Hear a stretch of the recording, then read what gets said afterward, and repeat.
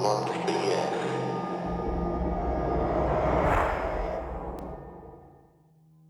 Hi, I'm Lil. And I'm Fitz. And you're listening to Knock Once for Yes. It is finally time for the long-awaited Ouija board special, and we've got an episode full to bursting with stories for you today. We've also got some Ouija-related news on the paranormal radar, talking board trivia, a fantastic competition courtesy of the Ouijatorium, and to wrap up, we talk talking boards with our good friends from the Haunted Antiques Paranormal Research Centre. But first, we'd like to say a huge thank you to our latest patrons, Gian Del Balzo, Tammy Hale, and many thanks to Jill Drury for upping her pledge. We'd also like to say thank you to someone or someones who donated through Coffee recently. I don't know if it's something that Coffee has changed or whether you just wished to remain anonymous, but it literally just said someone donated through Coffee on our end, so thank you very much for making a donation. We really appreciate it. Thank you, whoever you are. Well, on to the paranormal radar, and you will notice there is a distinctly Ouija theme to our paranormal radar stories today, as with everything in this episode, in fact. Over to you, Fitz. Well, first off on the paranormal radar is Ouijazilla. We're going back a little bit to October and heading over to Salem, Massachusetts, historically known for the infamous witch trials. This time, though, Salem was to host the unveiling of the world's largest Ouija board, designed and created by Rick Schreck, Vice President of the Talking Board Historical Society. The board is based on the Parker Brothers Ouija board, and Hasbro, the current rights holders, gave their blessing to the project. The board is huge at 3,168 square feet, and is accompanied by a 15.5 foot by 10 foot planchette. It is possible to use the board, and even though the planchette weighs around 400 pounds, is designed so that it's possible for a single person to move it around the board. No word yet on whether any giant spirits have attempted communication through the board, but we'll keep you posted. That is a heck of a big board. Is this an outdoor board? I'm just trying to imagine where they're actually building this, where there's enough room to put it together.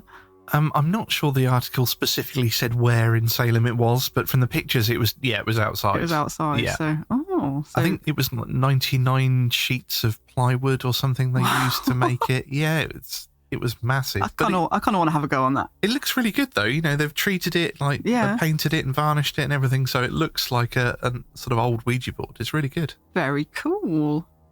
And I believe you've got a Ouija-related paranormal radar story for us as well. I do. It's not a new news story. It is an old news story from way back in the 1990s, although I have to say that doesn't feel very way back at all for me, unfortunately, showing my age.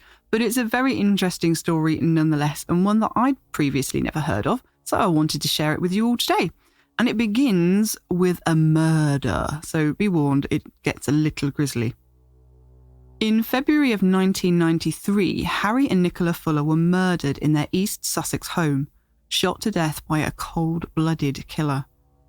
A trail of evidence pointed, quite overwhelmingly, to the Fullers' insurance broker Stephen Young being the murderer.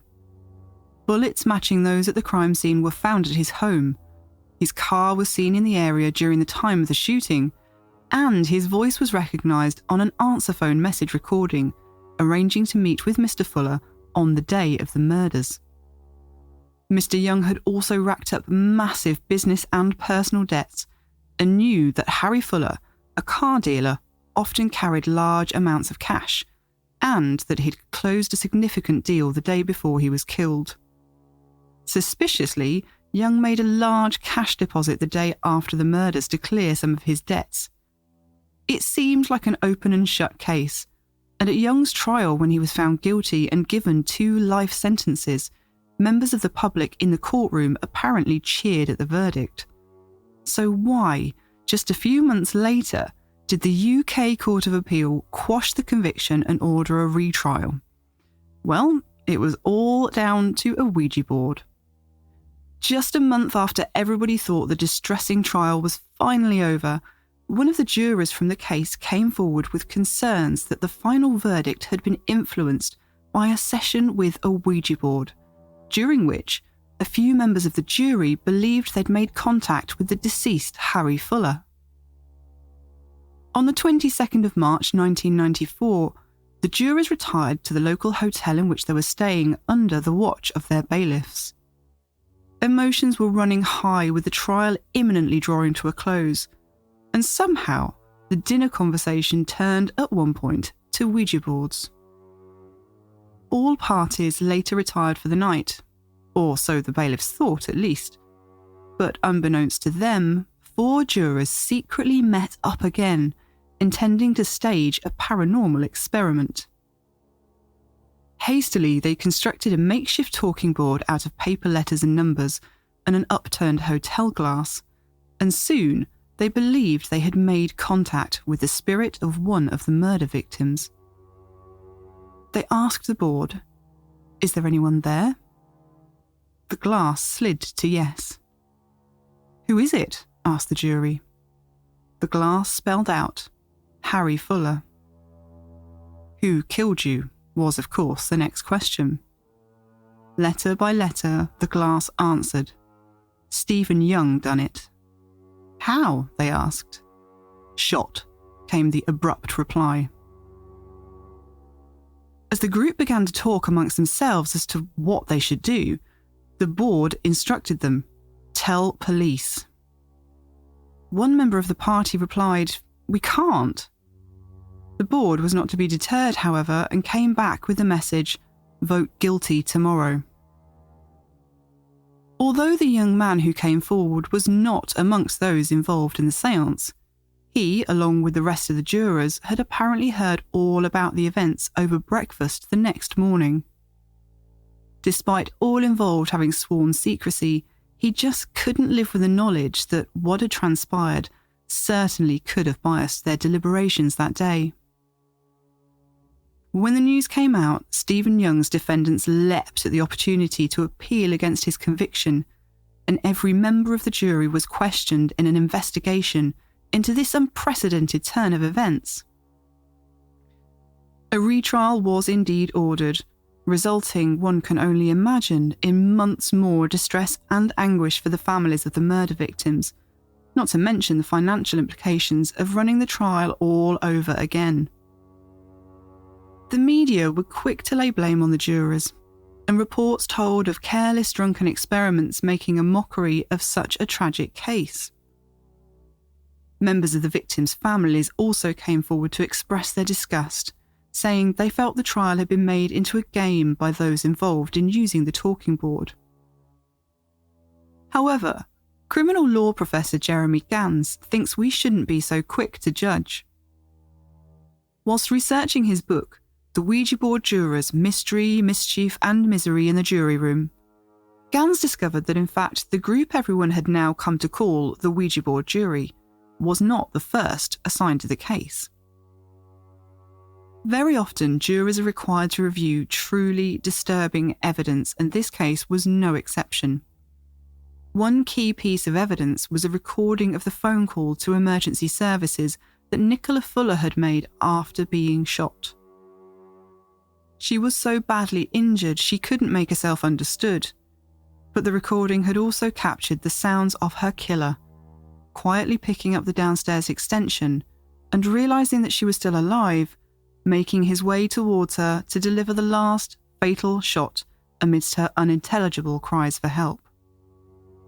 Hearing this harrowing recording was just too much for the first jury, with one member declaring that they couldn't go on. Professor Gans wants us to consider the reality of serving on a jury. The distressing case had gone on for 5 weeks, which was likely taking its toll on the mental well-being of all involved.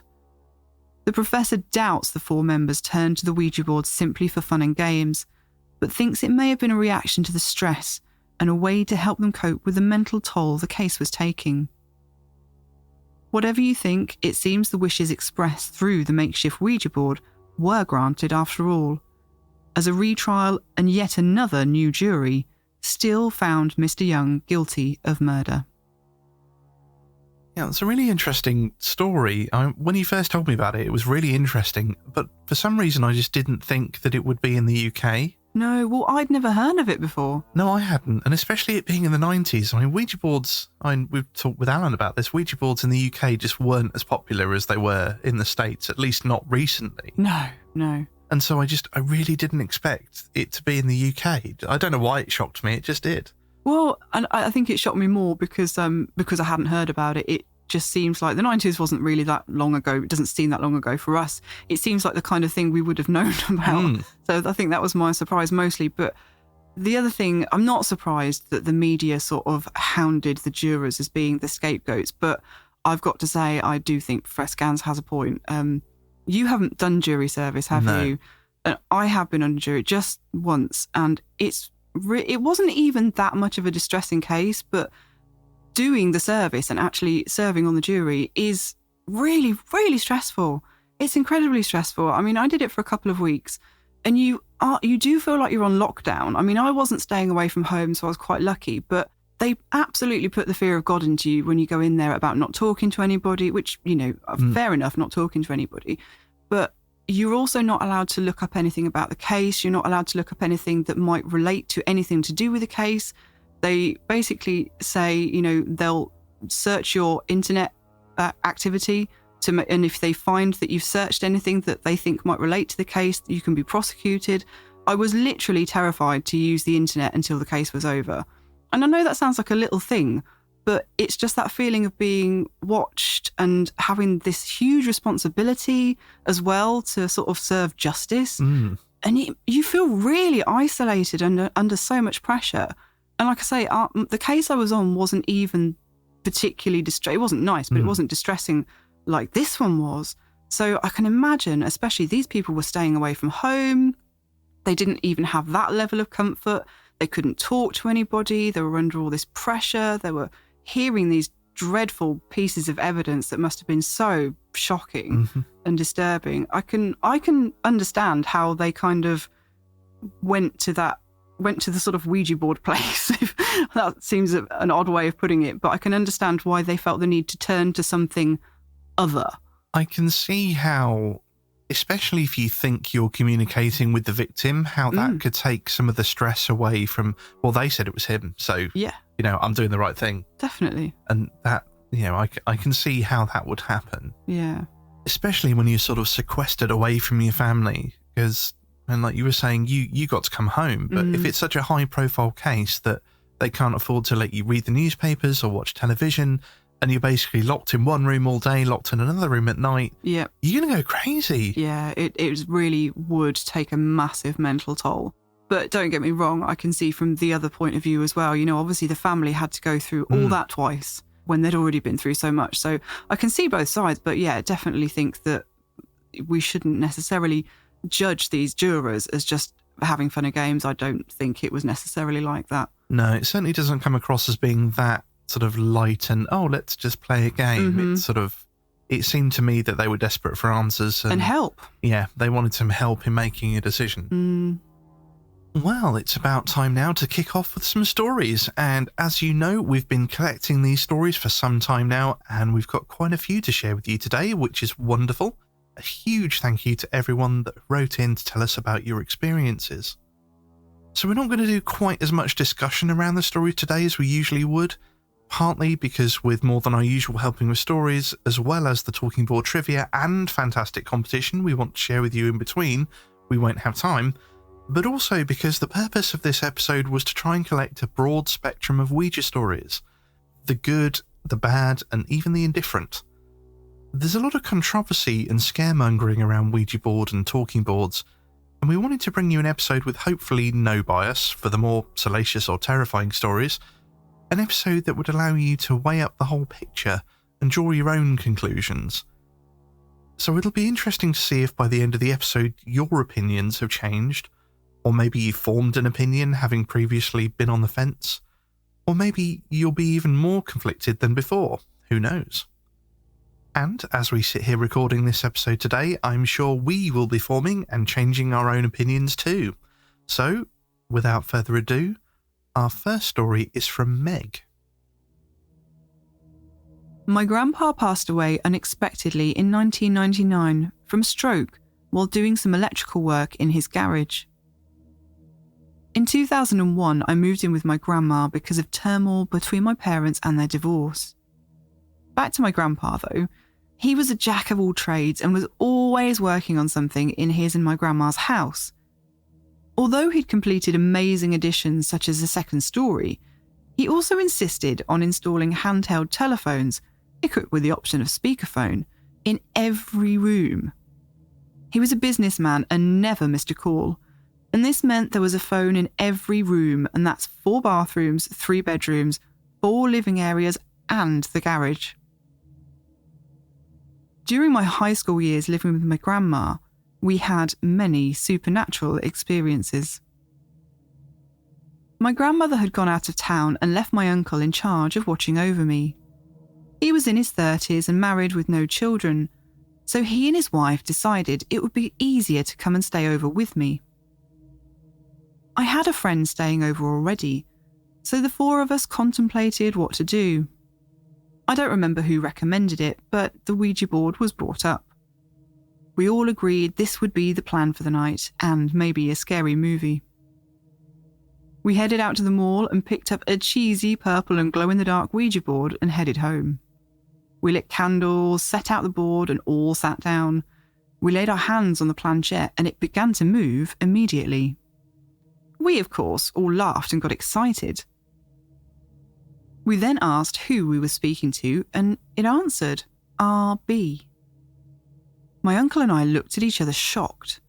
My grandpa's name was Raymond Blaney.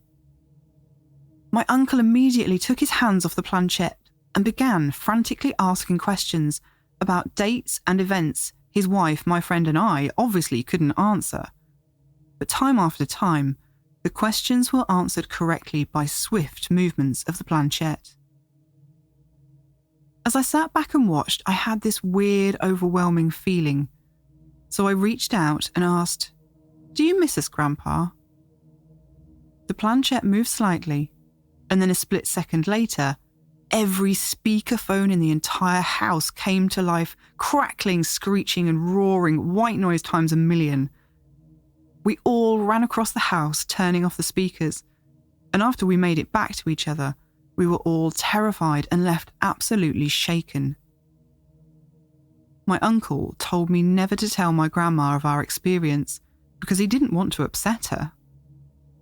I held back for many years until one day I finally broke down and told her. I was shocked to hear her reaction though. She laughed and said, "Oh, sweetie, I'm not surprised that happened. He stayed with us for years. There were many nights I would wake and see him sitting at the end of our bed. But then he stopped. I guess he knew I was doing better and had begun to heal, and he was ready to move on." Although I agree with my grandma that my grandpa did move on after he felt she was healing and overall doing better, I do wonder if he stayed behind a bit longer because of something darker. After our contact with my grandpa, I began to feel a dark presence.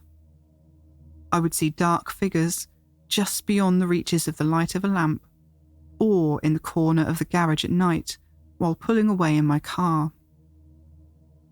I feel that he had been there before the Ouija board, but had stayed a bit longer to fend off something that came through that night with the board.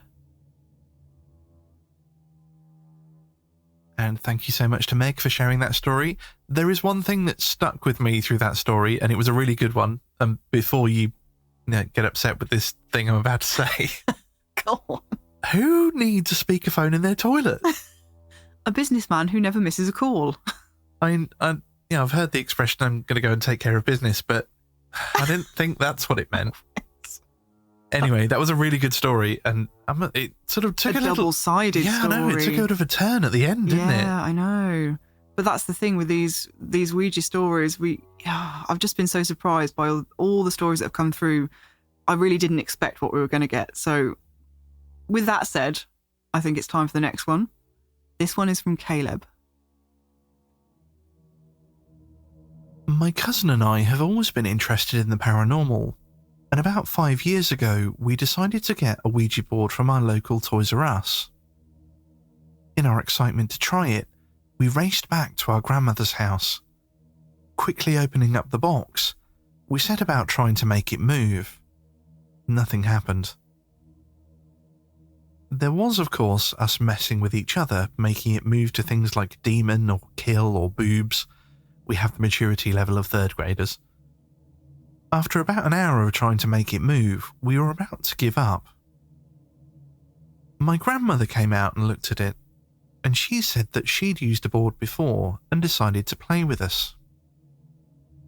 Immediately after her placing her fingers with ours on the planchette, it began to move. I can't remember what the board said, but I remember the entire feeling in her kitchen becoming light and more positive. My grandmother had always had an energy about her that made you feel at ease. I'm remembering this story now, just about the year after she passed. Our family has since been willed the house, and my aunt is living there now. While I sold the Ouija board at a yard sale a while back, I'm curious to get a new one and try out the board. Who knows, maybe we can get that feeling of her back. Cooking in her kitchen, laughing and playing our silly game as she called it that day. Thank you so much, Caleb. What a lovely story and what a lovely memory to have of your grandmother, who sounds wonderful. Yeah, it was very sweet, and I'm interested. There's been a few people I think I've come across that are like that just have a sort of warming, positive feel whenever they're in a room. And yeah, definitely, if you do get another Ouija board and try it out, do let us know, actually. Yes. If you do manage to get that feeling back, I'd be interested to hear. We're going to keep up the pace on the stories, and this next one is from Brittany. In elementary school, between 4th and 5th grade, my best friend got a Ouija board.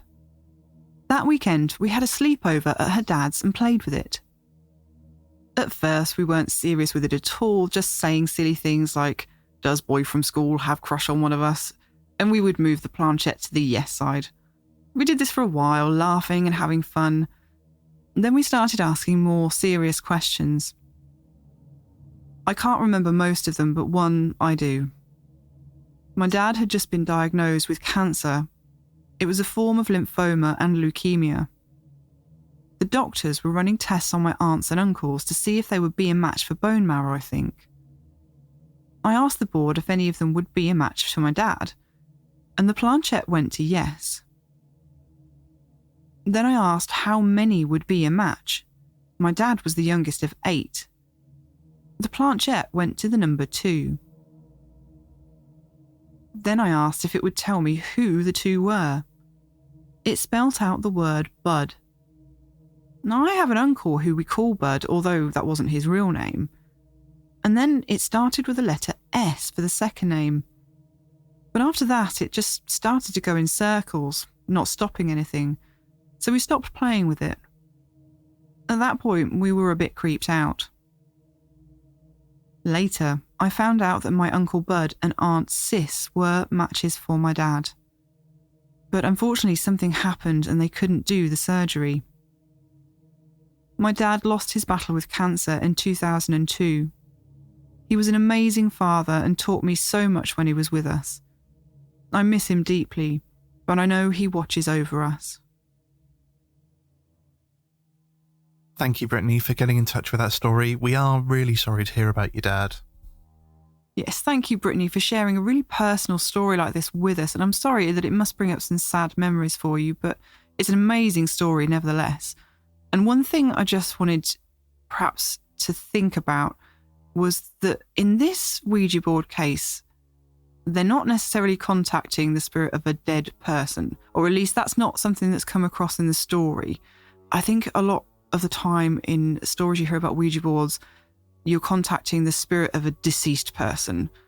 But in quite a few of the ones we've had, and you'll hear more about this later, you'll notice this more later, I think, as we go through the stories, a lot of the time, the people using the Ouija board don't seem to be talking to anybody specific. It's not like a dead person.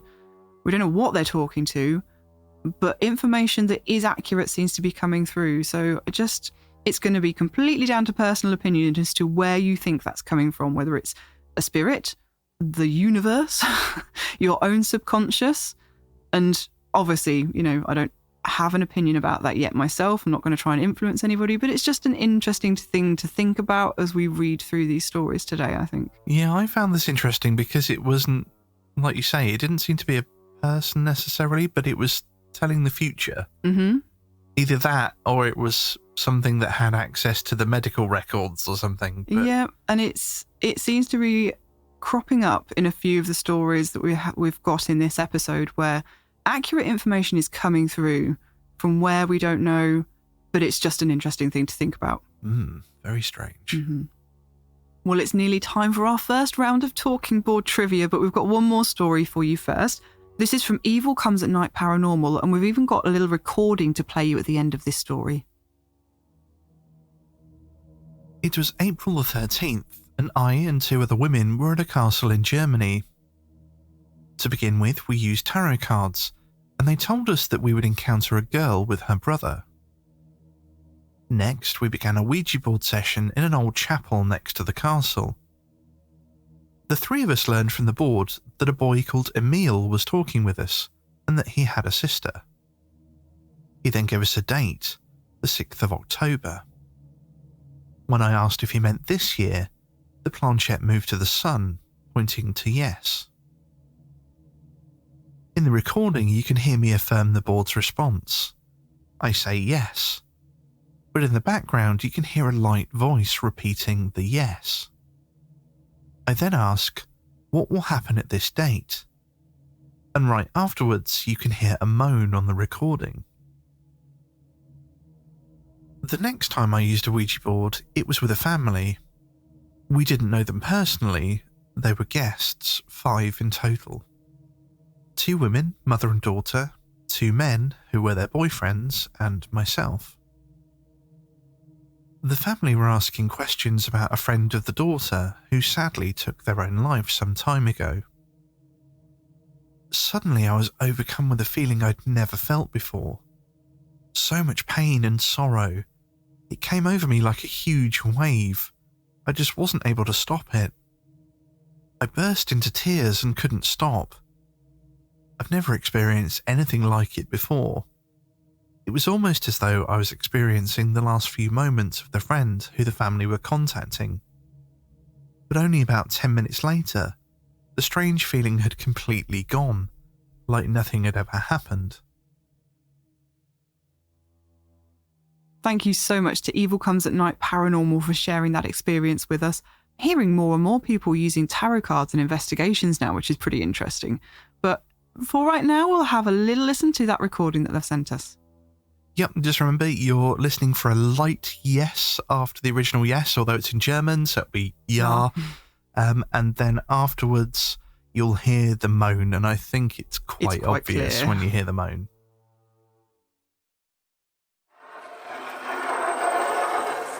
Ja. Und was wird am 6. Oktober diesen Jahres passieren?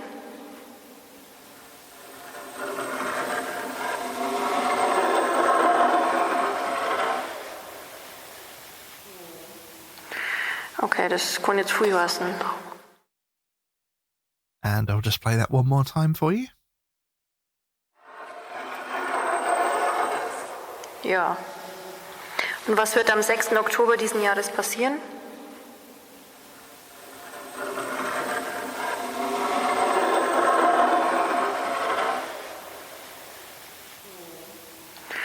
Okay, das kann jetzt früh heißen. And thank you again to Evil Comes at Night Paranormal for getting in touch with that story and the recordings. Vielen Dank für Ihre Aufmerksamkeit. And show off. I did have to look it up. Fair enough. I did, GCSE German. I did get an A. I don't know how I got an A because I was awful. I did the same in French. I got an A and I don't know how. I was tragic at it. Like whenever I got any homework back from my German teacher, it was just covered in red and it was just like... Me too. And then somehow I pulled an A out from somewhere. It was... Yeah, I couldn't believe it when I saw that bit of paper on my GCSE. It was like, A in German? This must be some kind of mistake. And it was all worth it because of this story today.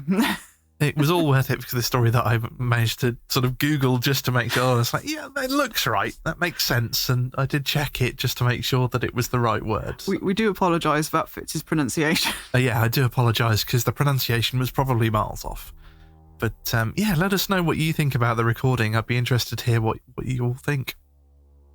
Well, we're going to take a quick break from the stories for a moment to share a snippet of talking board trivia and to tell you that we've finally had a go on a talking board ourselves. Unfortunately, we don't have a fantastical tale to relate for you, which we hoped we would, but on a recent investigation, we took part in a spirit board session with our fellow investigators. And it was our first time, so we were really intrigued to see what was going to happen. To be honest, I didn't think anything would happen at all. And whilst the planchette certainly didn't go off flying around the board spelling out names, it did move, which surprised me. It wasn't what you'd think of as a traditional board. It was made of slate rather than wood. The planchette wasn't a heart-shaped pointer affair. It was a circular planchette with a hole in the middle. And after a while, it just started spinning slowly on the spot. It never really got up any speed, and it didn't start traversing the board and hitting up letters. It just spun round and around on the spot under our fingers. Yeah, it was weird because I think at one point or another, we'd pretty much all taken our fingers off, or at some point. So if it was one person doing it, it would have stopped. Presumably at that would have point. stopped when they lifted off. And we were all so gently, like I was being really, really, really careful to not move it myself. Yeah, and we all were, but it was visible that we were all being so gentle. We were barely touching it. Yeah, you could see like half the time, like people's fingers were lifting off because they were being so careful not to put any pressure on it. Yeah. So half the time it was almost as if none of us were touching it. But yeah, it just gently spun in a circle, and like you say, nothing, like it didn't cover any letters or anything. No. It just sort of gently went round, and it just seemed like, I don't know, that the feeling was quite, there wasn't much going on, sort of energy, like, I'm trying to find a way of explaining it, but you know how when you go into it doesn't feel electrified at the time, did it? It just felt kind of drained. So I don't know if there was nothing there, or just whether it wasn't interested in talking if there was something there, or I don't know. But yeah, it was interesting that there was any movement. But yeah, I'm kind of glad actually, because if it had darted off and started spelling out names and things, I think it would have been a bit suspicious. I don't know about suspicious, but you know, you'd come away, you'd have more doubt. But the fact that nothing really happened kind of made me think, well, okay, well, the people we were there with obviously aren't going to try and fake stuff. Well, this is the thing. It's really easy to sit in your armchair at home and hear a Ouija board story and go, yeah, someone was moving it, you know, and it's so easy to do that when you weren't there and you don't know the people involved. And of course, there's always going to be that thing of, well, when you're the one that's there, and you know you're with people that you trust, and you're with people that you know have no interest in faking this kind of phenomena. They're there as investigators, and they're there to see what's happening just like you are. It's so much harder to go, oh, it's idiomotor movement. Because, like you say, I know we cannot possibly rule out the possibility that it is idiomotor movement, because the whole point, you know, the whole idea behind that is it's subconscious movement, is tiny fractional movement that you don't know that you're doing. And it all kind of builds up, and then it gets easier when you start spelling a word because you have expectations. Yeah, because you know where it's going to go. Yeah, so if you sort of like get R-O-B-E-R, you're going to go straight to the T because you know it's Robert. You're expecting it. You're expecting it, so that you just kind of go along with it because that's what you're expecting. But no, the fact that we didn't sort of start doing anything was quite interesting. No, and it was such a heavy planchette to move as well. I often wonder, some of the Ouija boards are so slippery that you barely need a breath on it, basically, to move the planchette, and it just goes skidding off. And this wasn't that kind of a board. It must have taken some effort to move the planchette. Even in the little small circles it was doing would have taken quite a lot of movement. And I don't feel like we were making enough contact. Any of us were making enough contact with the planchette to make that movement. But it's one of those things. I think now we've experienced it ourselves, it is so much harder again to say, oh, it's down to idiomotor movement. it does feel completely different when you're there and you're in the moment. So again, it's just something worth bearing in mind. And hopefully we'll have another go in future and we will let you all know how that goes if anything happens. Indeed. Okay, so Fitz has some talking board trivia for you now. We didn't want to get full on with Ouija board history in this episode. There are lots of knowledgeable people out there who have done it better, and there's some fantastic resources out there, such as the ones mentioned by Alan Tigwell in our Ghosts in the Garden of England episode. But we just wanted to share with you some of the interesting trivia from the world of the Ouija board. So, what have you got for me, Fitz? I've been coming up with some corkers on this one. I cannot wait. Okay, I've titled this one Rogue SAS Unit to Use Ouija Board to Find Nazis. What? Yeah, well, it's basically that. It's amazing. Author Ben McIntyre, and I looked him up just to make sure that he wasn't some Is he a real crackpot. person? No, he's a real guy. Okay. He does lots of history-based books and things, and he was granted access to previously confidential SAS files to create the first authorised history of the SAS. Right. One of the most interesting stories to come out of that comes shortly after the war, where a leader of a rogue SAS unit, Major Eric Barkworth, was said to have used a Ouija board to track down suspected Nazis, and it's claimed that they managed to track down 2 people using the Ouija board. What? I know. Seriously? I'm going to have to get the book and read I it know, now. I think we do have to get the book. How did you... I tried researching these Ouija board trivia facts and I was just coming up with nothing. So, well, if that's just the first one, I can't wait to hear what else you've got for me. Well, this is it, because I kept coming across these Ouija stories, and something had been mentioned, in the war, somebody had used a Ouija board to do this, and I was like, I need to find out more about that. And I'd sort of start looking it down, so I'd be like, okay, so British Army officer uses Ouija board to do this, and then I'd come across another story. You see, that's where I was going wrong. That is not something I thought of putting into the Google search box. Well, you start off broad, then you sort of narrow it down, and it was while I was looking for that story that I found this story. Do tell. Okay, this one, love it, also brilliant. It's another war story. Okay. This time from World War One. Mm-hmm. There was a rather fascinating chap called Percy Fawcett, who was born in 1867 and, amongst other things, studied map-making and surveying, worked for the Secret Service in North Africa, and was a celebrated explorer. His journals would even become the inspiration for Arthur Conan Doyle's The Lost World. Really? I didn't know that. Yep. Strangely, he disappeared sometime on or after 1925 in an expedition to find Zed, which was his name for an ancient lost city that he believed existed in Brazil. Right, okay. This is all just fascinating enough as it is. And there's even been a film made recently about this, which I think we're going to have to watch. Yeah, which was called The Lost City of Zed, which I'm going to have to check out now, definitely.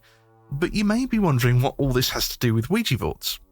Now, amongst all his other talents, Percy was also an artillery officer during World War I, and in 1916 he was given the position of Corps Counter-Battery Colonel. And here is where it gets interesting. Not in the least bit interested in the innovative work being done on the detection of German guns by flash spotting and sound ranging. The only counter-battery shots which he would allow were those against targets clearly visible from British lines, or those he had personally detected on his Ouija board. You are joking. I am not joking. Oh my God, that's an actual quote. Oh dear.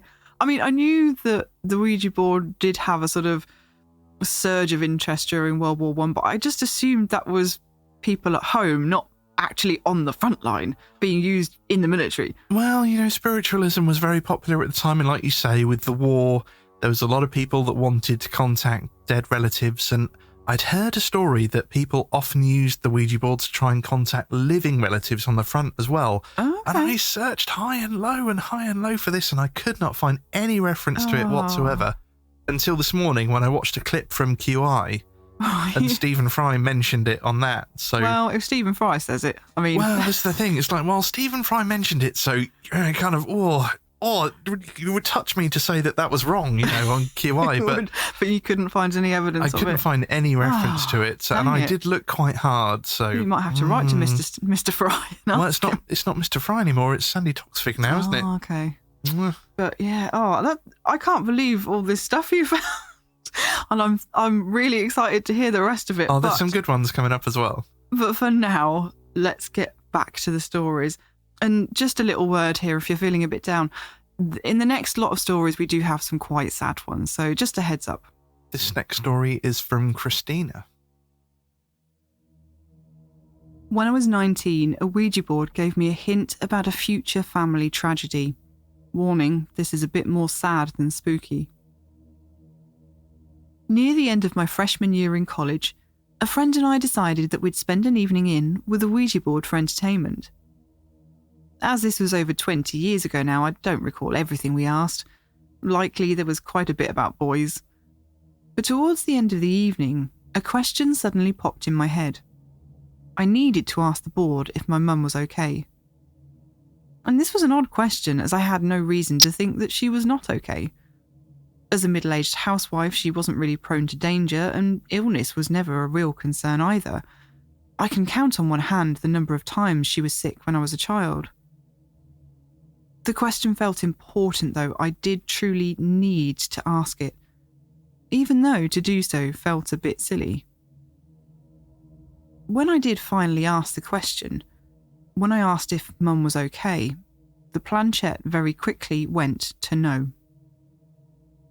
I remember laughing this off, insisting to both myself and my friend that this didn't really mean anything, and we wrapped up our session soon after. Of course, as soon as I got home, I called my mother, and she was perfectly fine. She'd just gotten over a cold, so perhaps that was it. Certainly, there was nothing to worry about. I put the entire incident out of my mind until about 9 months later, when my mother called me to tell me that she'd need routine surgery. And the moment she told me, I burst into tears. Even though it was supposed to be routine, safe, do it every day surgery, I just knew that it wouldn't be. I remembered the night with the Ouija board. I remembered that no. And I was right. There were complications, and my mother passed away immediately after the surgery before regaining consciousness. On autopsy, they discovered she had undiagnosed stage 4 ovarian cancer. Cancer that she had likely had for over 4 years. She truly was not okay, and hadn't been for quite some time, even though by all appearances there was absolutely nothing wrong. I now spend some of my time as a volunteer tour guide at a paranormal museum, and we have a collection of over 100 Ouija boards. During tours, people often ask me how I feel about Ouija boards. Do they really work? Because of my experience, my answer is yes. I do think there is something to them, though if they're connecting with an outside source or to some untapped power within ourselves, I could not say. All I know is that a Ouija board provided me with information I had no way of knowing, or even suspecting, and that is something I cannot explain. Thank you, Christina, for getting in touch and sharing that story. We are so sorry again to hear about your mum. That's awful. I know, I'm so sorry, Christina, but again, thank you for sharing such a personal experience with us. There's one thing that jumps out at me, though, the fact that she felt that she needed to ask the question. Yeah, and now we're back to this thing about... They don't mention that they think they're talking to a specific spirit or, the ghost of a dead person within the board. And like you say, Christina herself mentions, she doesn't know where the information has come from, whether it's an untapped power in herself. And I hadn't thought of that until you just mentioned it now, but you're right. The fact that she thought she needed to ask the board a question. And so was that something in her that made her think that just need to externalise it? But like she said, there was absolutely no conscious reason why she would think that there was anything wrong. There was no signs, there was no warnings, no reason her conscious brain would make her ask that question. And it's one thing that, this is almost sort of on the premonition level of things. Yeah. And it's one thing that really irritates me about these premonitions is that they always seem to be about something you quite cannot important, change. But it's not necessarily that you couldn't change, but it's never clear enough. Like, your mum's got cancer, go and get it checked out now before it's too late. It's always like, something, I've got a bad feeling. It's never like, this is a problem, do something, do this now. Or with a lot of the premonition ones, there is literally nothing that anybody could do about it. That happens a lot as well. So are you thinking that maybe a lot of these Ouija board things are on the same level as people that have premonition dreams, but these people just don't normally have access to that kind of insight, and it's taken this tool, this board, to access that? I think we're going a bit far down the rabbit hole. It's like you said at the start. It's like you start off with an opinion, and then I'm just like, it's opened my perspective a bit more, and now I just don't know. I mean, we've read through these stories before we're reading them, but sometimes it is only in the reading them that certain things hit you. And as Fitz mentioned at the beginning of the episode, I'm pretty sure with quite a few more stories yet to go, my opinion's going to be different at the end of this episode than it was at the beginning. And yeah, we're already finding rabbit holes to go down. So let's stop there, have another story. Thank you so much, Christina, again. And this next one is from AB. Back when my sister and I were in school, with our parents working, we'd go back to my nan and granddad's after school. My nan was the coolest, and she'd get stuck into everything we did. I had one of those free paper rounds where I'd have several streets to deliver to every house. If any Northants people can remember, the Herald and Post. My nan would come out with me and don a full shoulder bag of papers, and they were heavy. That's what I loved about her. Anything she could do with us, she would. One year, 22 years ago, so I'd have roughly been about 13, we were sat in her dining room. The weather was gloomy outside, and we were thinking of what to do. I can't remember whose bright idea it was, more than likely mine, but we decided to make a DIY Ouija board out of pieces of cut-up paper with the letters written on and a small glass egg cup as the planchette. We were asking the usual questions. Me being the softie when it came to the paranormal, asked more specific questions about the future. For a 13-year-old, I certainly had some strange ones. I first asked, would any popular bands split up or argue this year? Thanks to my auntie and uncle, I was a fan of Bon Jovi from a young age, so I followed a lot of bands. My second question was, will anyone famous die this year? I know, right? A 13-year-old asking questions like this. Nevertheless, I got some specific answers. For the answer to my band question, the makeshift planchette spelled out the words Elastica. Now, at the time, I had no idea who they actually were. On to the answer for the famous death one. First, we got the letter D chosen. We asked to be more specific. It then spelled out royal or something along those lines. To me, my 9-year-old sister and my gran, none of it made sense, so we packed everything up, threw the pieces of paper with the letters on in the bin, and carried on with our day. Later on that year, my auntie was talking about a band and how some members had left, or something or another in a magazine that she'd read. Elastica. My ears pricked up.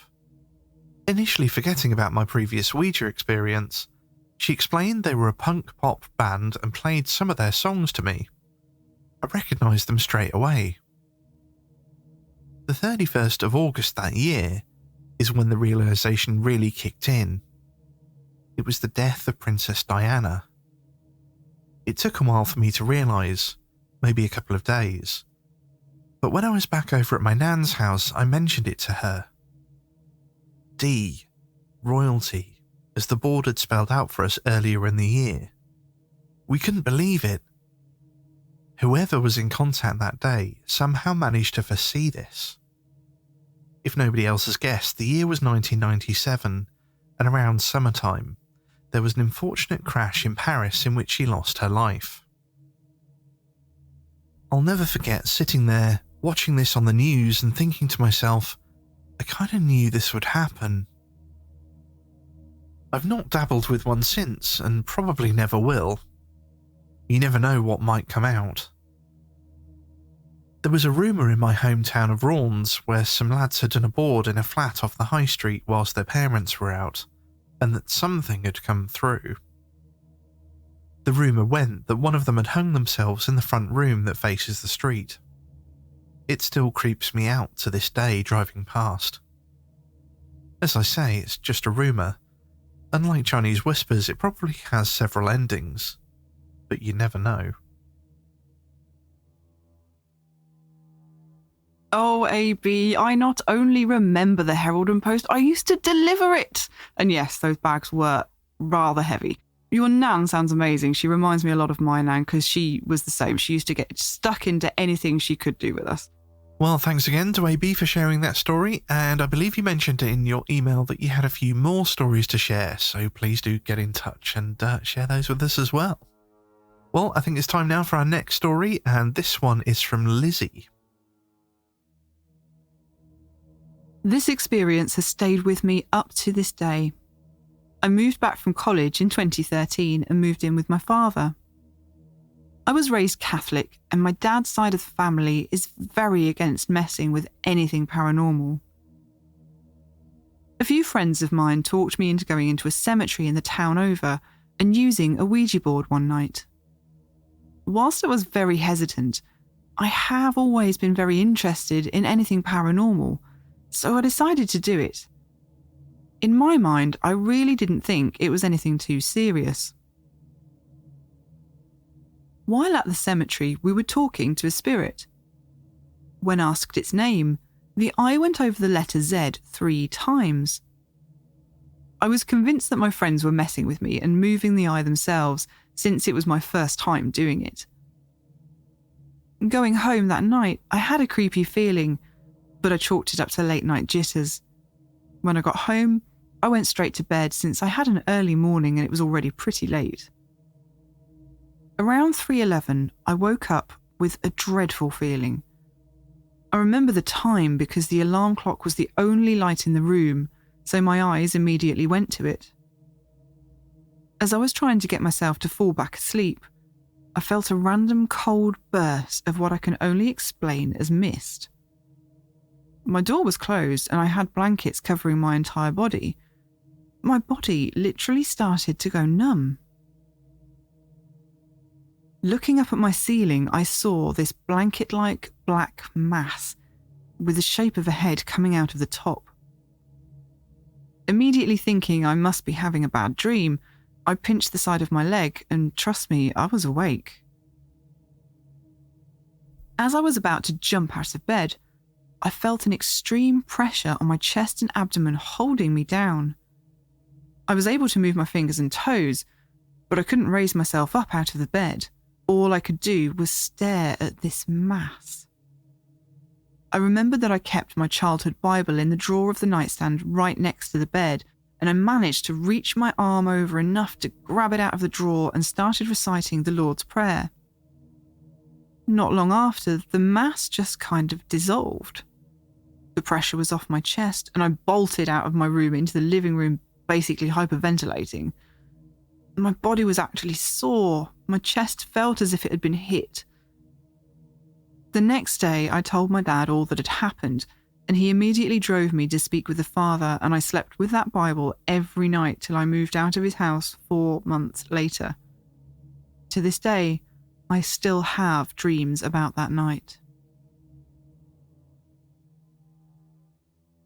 And thank you to Lizzie for sharing that story with us.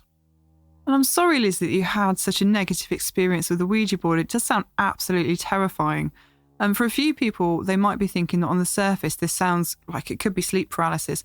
And if you've not heard of sleep paralysis, that is something that's worth thinking about. However, having had sleep paralysis myself, I did notice that Lizzie said that during the experience, she could move certain parts of her body. It's just that she couldn't get out of bed. So for me, when I've had sleep paralysis, I couldn't move at all. Now, I don't know whether that's across the board for everybody, but that's definitely how I've experienced it. You wouldn't be able to move certain bits of you, but just not get out of bed. You literally can't move, you can't scream, you can't tell anybody to help you, and, it's horrible. But yeah. So it doesn't sound so much like that to me, I don't think. Yeah, it sounds similar, but like you say, when I've had it, It's been all I could do to make a noise, let alone A speak squeak, or anything. yeah. And that tends to be just as you're coming out of it. Yes, Like and then all of a sudden you can move. It just sort of flicks and you can suddenly talk and make noise again. But Yeah, so I don't think in this case it doesn't sound to me like that's a sleep paralysis thing. Strange. And we've got a rather bittersweet story coming up now, and this one is from Melody. When I was little, my best friend was my sister Lynette. She was 5 years older than me, and she suffered from a heart condition. When I was 8 years old, she and I were playing Barbies together, which we would do every day. After it quit raining, we decided to go and play outside. She suffered a heart attack while we were playing and passed within seconds right before my eyes. Needless to say, I never played Barbies again. When I was a teenager, some friends and I decided to try out a Ouija board. We asked questions and played around for a bit. 2 of my friends decided to ask questions about me since I was a non-believer. They asked if anybody wanted to talk, and it instantly went to yes. They asked the basics: are you male or female, young or old? We found out it was a young female. Then they asked if there was a message they could pass on. It replied, "Love you, Doodle, and miss our Barbies." I went completely still as my friends chatted about the oddness of the response. What my friends didn't know is that my sister and I played Barbies together religiously, and the nickname that only she and my father called me was Doodlebug. I've never played with a board since, but I've had many other experiences in my life that let me know I'm being watched over, and I cherish that I'm never really alone. And thank you to Melody for sharing that really quite touching story. Yeah, I'm so sorry to hear about your sister Melody, but thank you so much for sharing your experience with us. It really does sound, like you say, that she's actually keeping a watchful eye over you. We're going to take another quick break from the stories now to share an opportunity to win some amazing Ouija swag, courtesy of paranormal author, investigator, Ouija board collector, and now talking board creator Alan Tigwell. Regular listeners of the show will remember our interview with him in our Ghosts in the Garden of England episode, and we're thrilled to report that Alan has written another book, and we have a copy of that up for grabs for you today. You might remember hearing all about Alan's extensive Ouija and talking board collection, and many of you have checked out pictures of it via his Ouijatorium Instagram account. Well, in his new book, he shares his knowledge and experience of collecting Ouija boards, with practical advice on everything from telling the real deal from the replicas to buying online safely and not getting scammed, particularly useful for those of us in the UK, as it's much more difficult for us to get our hands on a Ouija board. We just can't pop down to Toys R Us and pick one up. The only kind you can really get from brick and mortar shops are the themed spirit board kind, and then only usually from specialist shops. So this book is an absolute must for anyone over here looking to begin or build up their collection of boards. But even if you do have the convenience of being able to pop down to your nearest toy store and pick up a board, Alan's book still has some invaluable advice for the budding or serious collector, including recommended resources and places to turn for expert advice. A breakdown of all the different types of boards so that you know what you're buying. I'm sure you'll have noticed that in this episode we've used Ouija board, talking board and spirit board almost interchangeably, and probably in all the wrong contexts. It can get pretty confusing for beginners like us. Plus there's a whole heap of other wisdom, including evaluating the real cost of buying a board, especially when you're buying from overseas, haunted boards, limited edition boards, advice on fakes and replicas, safely bidding and buying online, displaying your boards, repairing damaged boards, and where and how to search for boards for sale. In fact, a lot of the information that Alan provides in his book isn't just relevant to Ouija boards, it could be relevant to pretty much any collector, especially those buying from online auction houses like eBay. He also has some Ouija history, guidance on using boards, and to finish up, some true Ouija ghost stories from his first book, Ghosts in the Garden of England. We're honoured to have a copy of Collecting Ouija Boards in the UK to give away to one lucky listener in today's competition. But if you don't win, or you just can't wait to pick up a copy of his book, it is available on Amazon. And of course, we'll put links in the show notes for you. And if that wasn't impressive enough, Alan's also gone and designed his very own Ouija board and Ouijatorium branded planchette. You probably will have seen it already because it's in the title card of this very episode, and he's very kindly giving away one as part of this competition. So, to be in with a chance of winning this amazing prize, Alan's specially designed board, Ouijatorium planchette, and a copy of his new book, Collecting Ouija Boards in the UK, all you need to do is email us at contact@knockonceforyes.com and tell us, what is the name of Alan's first book? That's what is the name of Alan's first book, and email us the answer at contact@knockonceforyes.com. To be entered twice for a greater chance of winning, you can help us spread the word about Knock Once for Yes by sharing one of our posts or episodes, or writing your own post about the show on social media.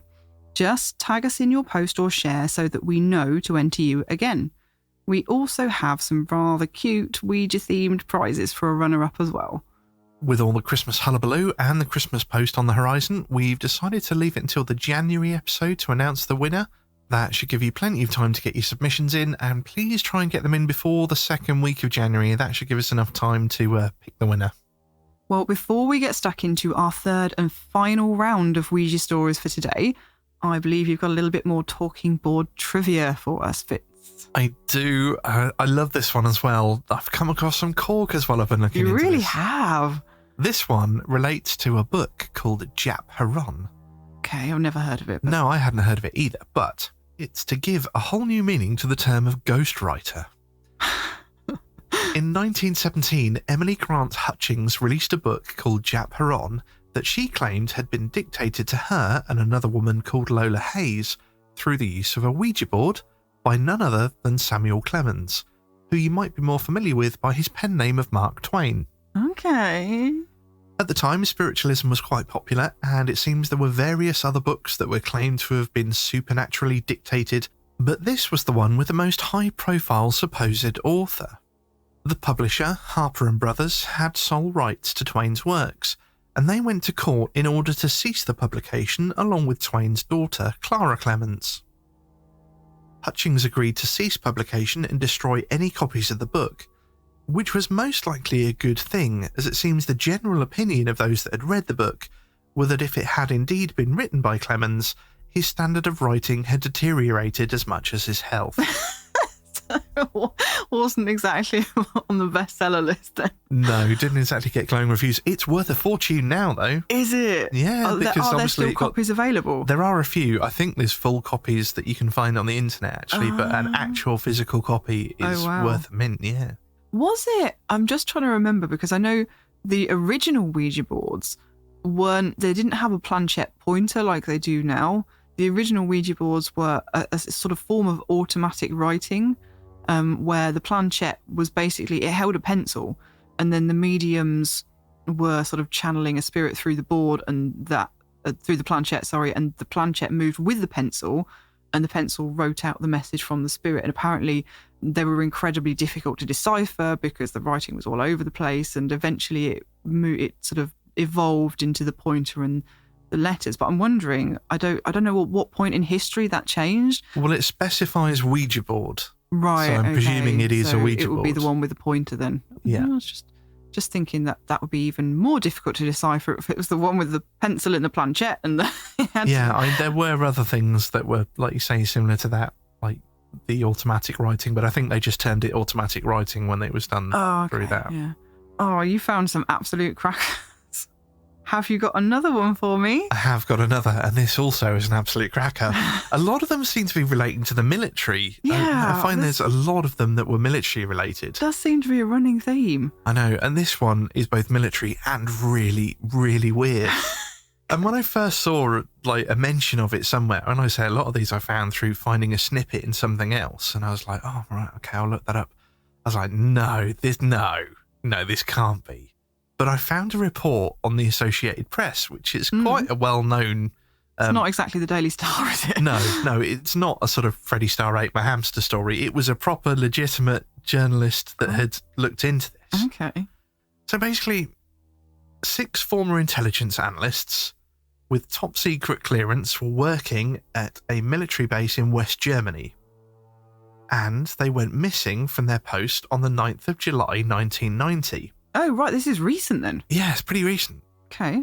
They were arrested 5 days later when one of them was stopped for a broken tail light in Gulf Breeze in Florida, which you might also know. Yeah, but you might also know that Gulf Breeze was a place where there were lots of UFO sightings a little while ago as well. It did ring a bell, so... Okay. But anyway, so the rumours were that the group were awaiting the second coming of Christ by spaceship, presumably influenced by the fact that it was in Gulf Breeze. Okay. And when questioned about this, one of the men, Vance Davis, scoffed and almost verbatim mirrored Captain Kirk from Star Trek V by effectively retorting, "What does God need with a spaceship?" You might be thinking, phew, that was going a bit weird. Jesus on a spaceship indeed. The group were cleared of espionage charges, were demoted, lost pay, and then given an honourable discharge. So why did they go AWOL? Well, it turns out they'd used a Ouija board which had told them that the end of the world was coming. I mean, spaceships, pa. How ridiculous. A Ouija board says it's the apocalypse. That's completely rational. Okay, so they actually scoffed at the accusation that they'd left because they thought that Jesus was coming on a spaceship, but then they came out with, "Don't be so stupid, of course it wasn't that, that's absolutely ridiculous. We were running away from the apocalypse because a Ouija board told us the world was going to end." Is that the crux of it? That's exactly it, yes. Okay. I mean... Don't get me wrong, if I was doing a Ouija board session with my friends and it told me the world was going to end, I would freak, but I'm not sure I'd, desert.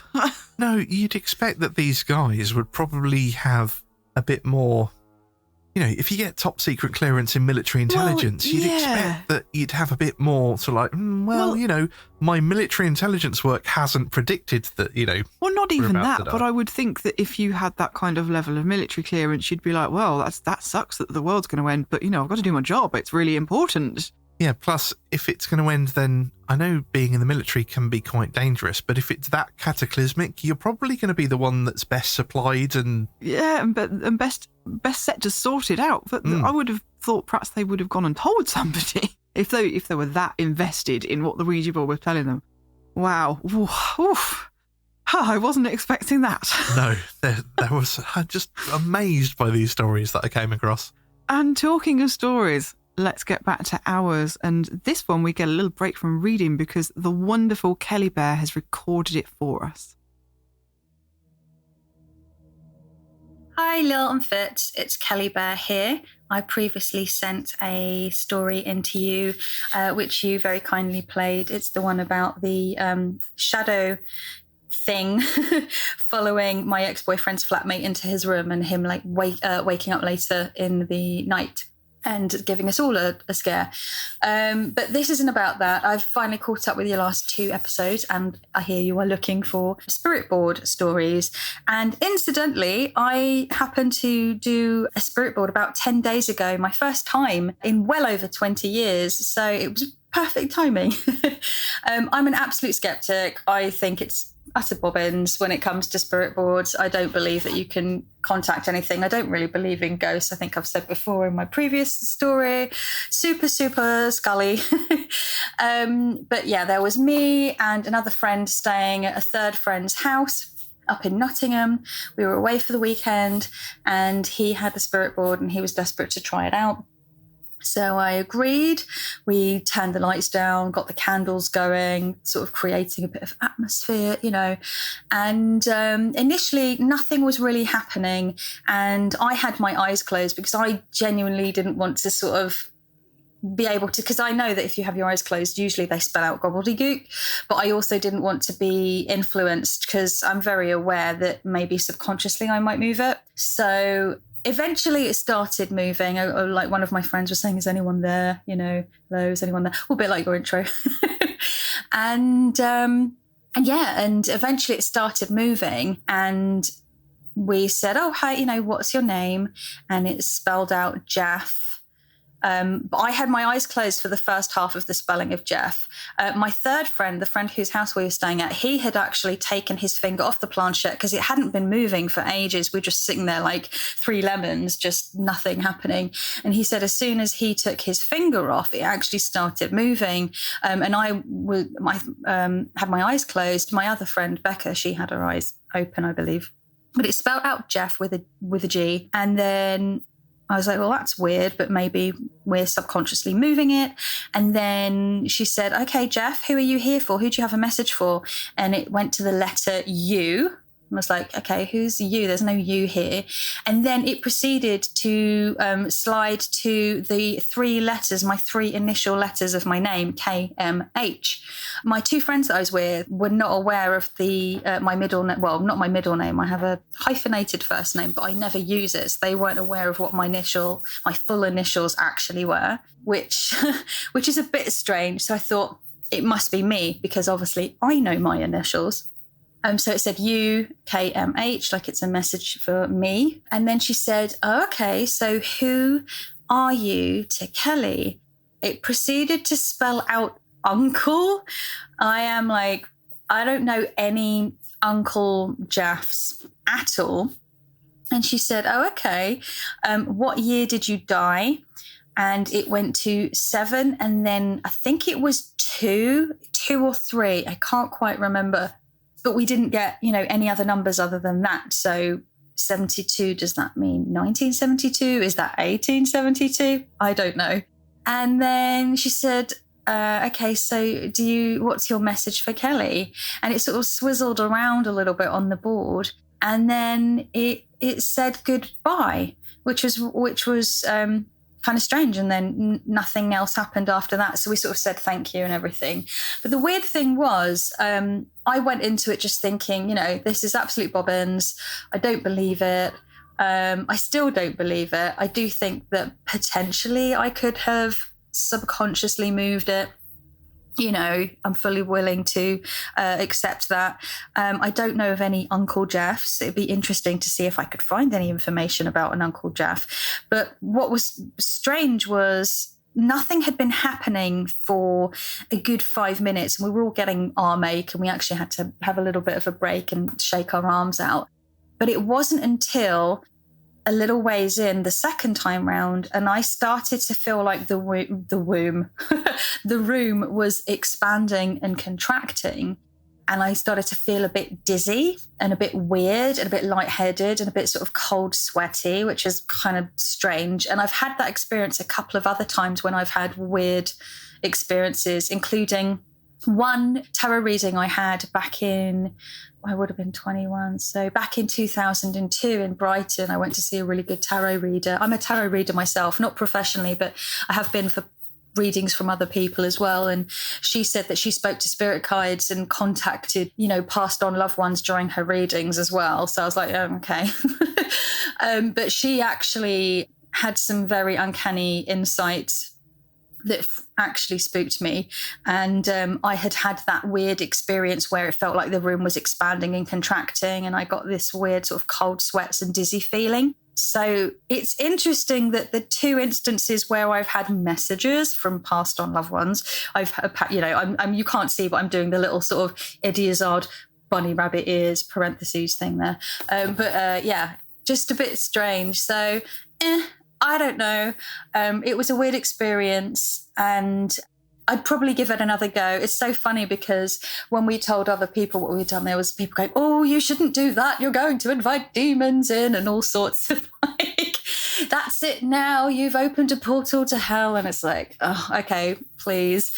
But it was fun. It was an experience. I'd probably give it another go, but I just thought I would share it with you. Wow, that was a ramble. My apologies, but maybe this will be helpful, maybe not. But really enjoying the show. And I look forward to your Ouija episode and all your episodes afterwards. Take care. Bye. Thank you so much, Kelly, for that wonderful and wonderfully read story. It does make us so happy to hear your lovely voices. It truly does. Do you know what? I really love those stories that start, I don't believe in all that bobbins, but...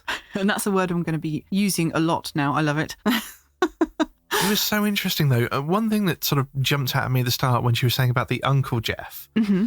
Now, I'm presuming that it's an English thing, maybe, that you have these uncles and aunties that aren't actually any relation to you whatsoever. I have no idea whether that's an English thing or whether it's across the board, but the same as you. I mean, when I was growing up, I think I had about 15 aunties and none of them were related to me in any way, shape or form. They were just my mum's friends, I think, and I don't know why they get called auntie this, that and the other, but yeah, the same as you. I had an auntie and uncle this, that and whoever, and I don't know who half of them were now because I was too young. The thing is, if this is true, and if he died in the late 70s, then that was obviously before she was born, judging from what she was saying.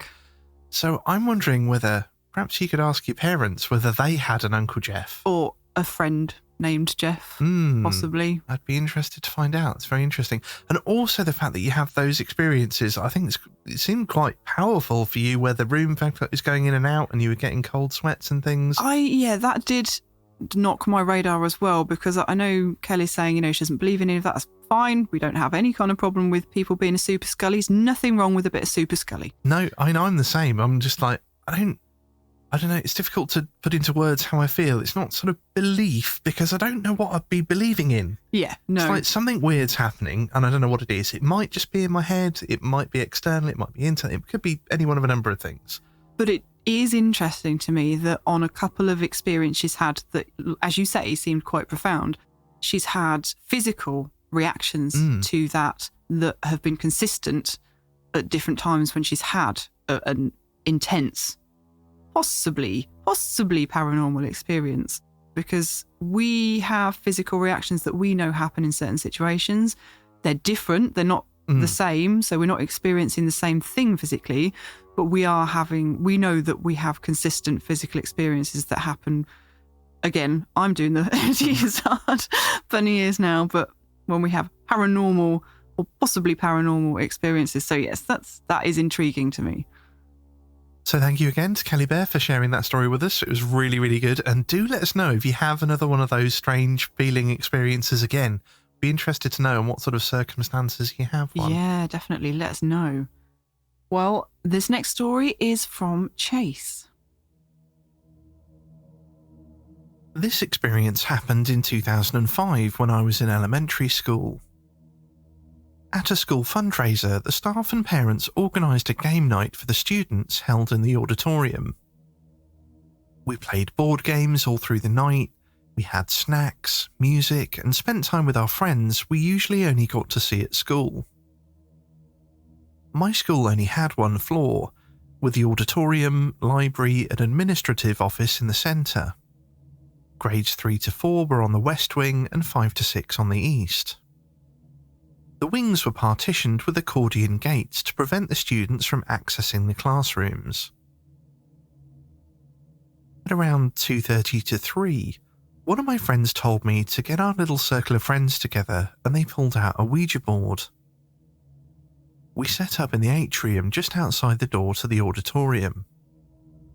I already had a bad feeling about this, but as school children often do, I succumbed to peer pressure. As we were in the middle of a question, the planchette started spelling out "run." We all stopped and looked toward the east wing, where all of us saw a large shadow running through all of the classrooms until it disappeared. And then the accordion gate started shaking violently. We screamed, and one of the teachers who'd been watching us heard the commotion. They knew it wasn't just us playing pranks on each other, because we were the only ones who weren't with the rest of the group. No one was in the bathroom, and no one else was in the hall. We never spoke about that ever again. Thank you, Chase, for sharing that story with us.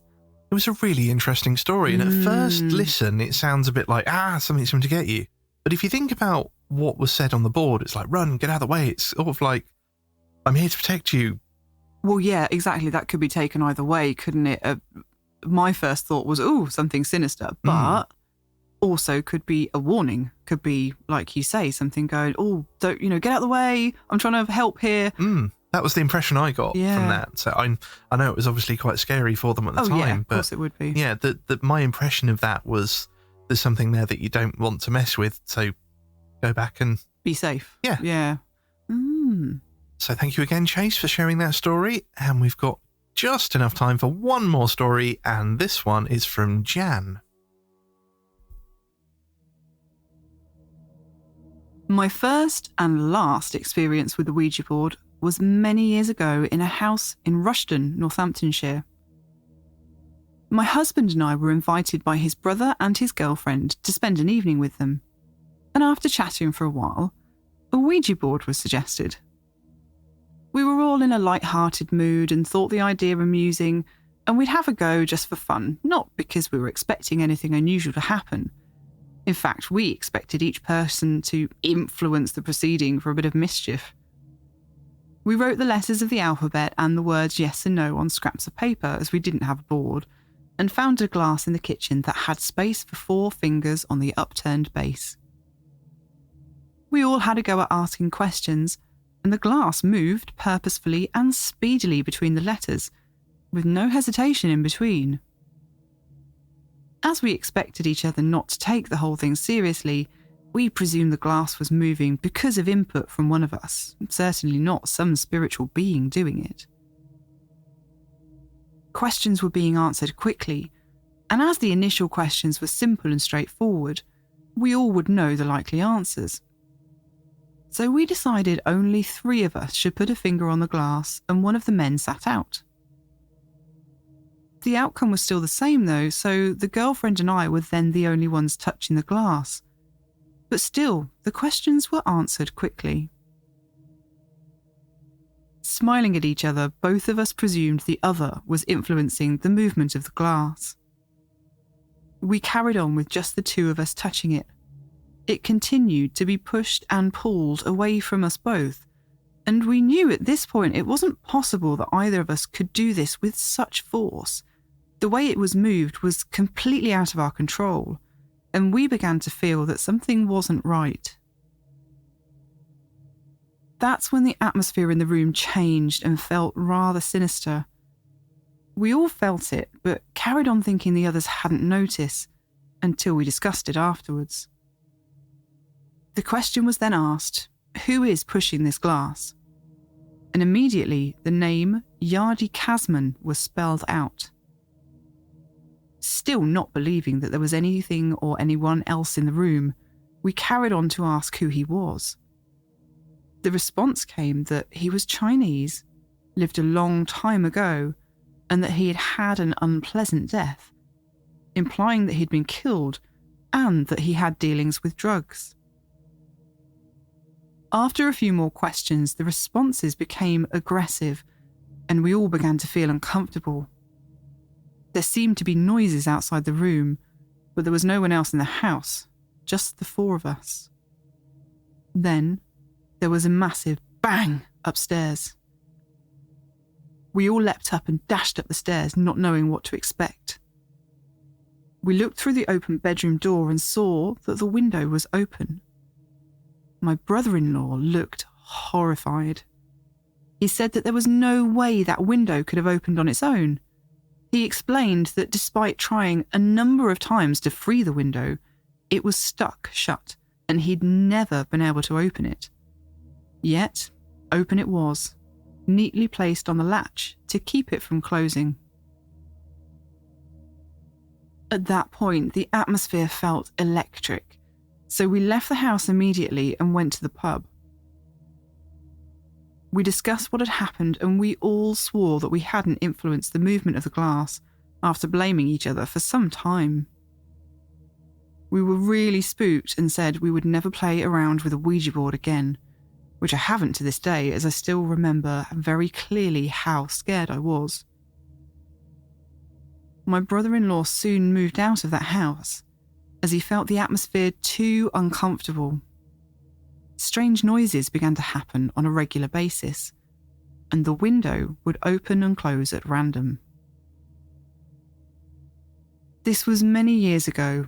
We were young at the time, and none of us were aware of the Caribbean yardie gangs who deal with drugs and can be violent, so we certainly wouldn't have made any connection with the name and drug dealing relating to another continent and many years apart.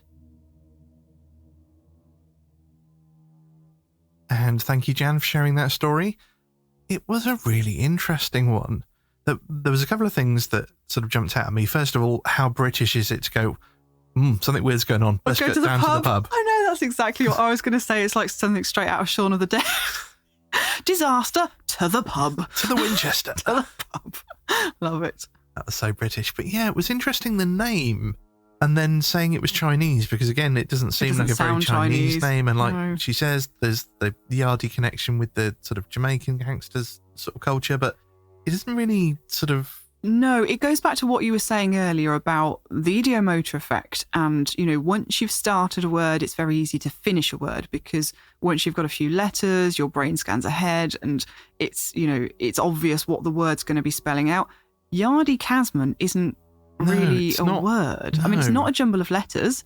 It's not completely unintelligible. It does make a name, but it's not a name that anybody would just pop out with. No, and if you looked at that, your first thought wouldn't be, that looks like a Chinese name. No, so that's a bit odd. Yeah, none of it makes a lot of sense. And it does sound a bit sinister, but I don't know. I'm always very reluctant to just label things sinister, but I can understand that it would be very, very scary at the time, especially when you've got a window that was previously, completely stuck, just flying open of its own accord.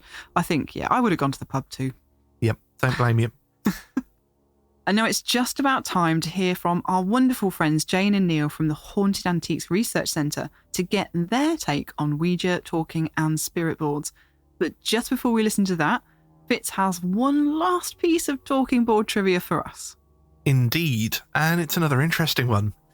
Now, in September of 1955, a lady called Mrs. Helen Dowpeck died, and in her will, she left $180,000 to one Mr. Jon Gale Forbes. Mrs. Peck's 9 nieces and nephews contested the will, and so far you might just assume that it's a fairly normal story of a family feeling entitled to a larger share of an inheritance. So, who was Jon Gale Forbes? And this is where it gets quite interesting, as there may not even have been a Mr. Forbes. The family advised that the only contact that Mrs. Peck had had with Mr. Forbes was through a Ouija board and a crystal ball, and therefore the inheritance should pass to them. The executors of the estate were not to be so easily swayed, however, and they suggested that Mr. Forbes may have been someone that Mrs. Peck had known for years before, and so they hired a private investigator to look into the matter. Unfortunately, the investigator failed to verify this, and though Mrs. Peck had stipulated in her will that if Jon Gale Forbes could not be found, that the money should be placed in a trust fund to be used for research on the subject of mental telepathy for the understanding and care of insane persons, the family finally inherited the money when the State Supreme Court rejected the will in 1958. See, now this is the only one that I had briefly heard of previously, but I didn't realise there was quite so much to it. I'd only heard it in passing, and it was one of those, crazy lady leaves all her money to something the Ouija board told her to, that this person doesn't exist. But it actually sounds like there might be a bit more to it than that. And I can completely see the family trying to contest the will, because they obviously, there's 9 of them, they weren't getting anything. And it is very convenient. It would be very convenient for them to go, oh no, this person only existed in a Ouija board and the Ouija board told her to do it and he's not real and the money's ours. But it's the thing that got me was the trust fund that she wanted to leave the money to be used for research on the subject of mental telepathy for the understanding and care of insane persons. Now that is quite a thing for a woman of that time to be leaving her that. I mean, it's a lot of money. And when you dig into it, it's a little bit more complicated than I've sort of skimmed over, because her and her husband were both into kind of spiritualism and Ouija boards, and they had some arguments over it, and there was potentially a mention that Jon Gale Forbes was something that had come through on the Ouija board. But she was clearly convinced that he was a real person. Yeah. And she thought that he was being held in a mental institution somewhere, and she was calling hundreds of them, apparently, trying to track him down. So she was obviously convinced that he was a real person, and I'm wondering whether potentially she did know, because she was committed at one point as well. Oh, right. So I wonder whether it perhaps was a real person that she knew, Well, and also whether or not she was actually communicating through the Ouija board.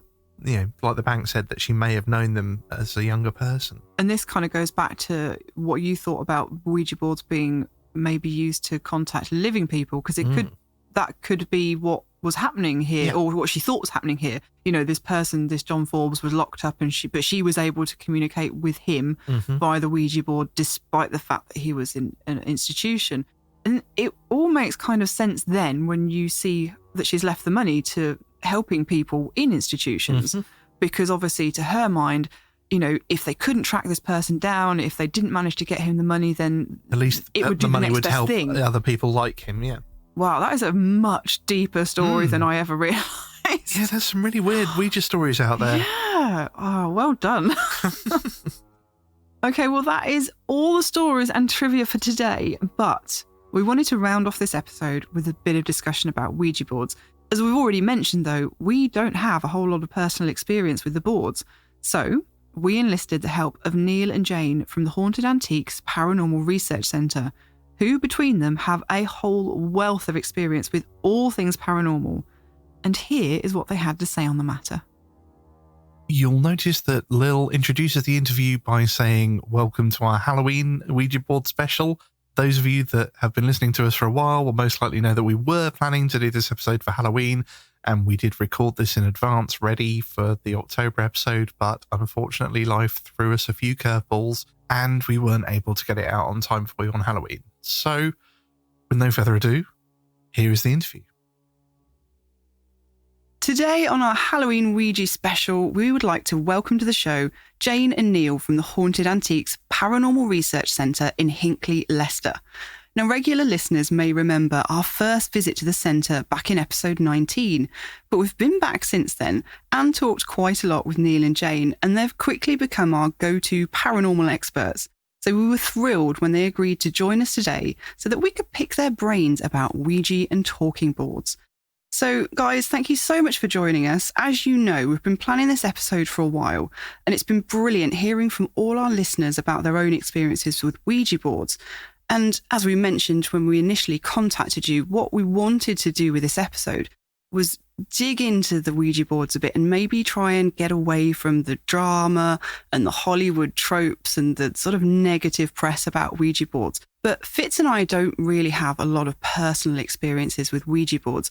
So we thought you guys, with all your experiences up there at the Paranormal Research Centre, we'd love to get your thoughts, your personal experiences, and the experiences you've had with people visiting the centre with anything to do with Ouija and spirit boards, really.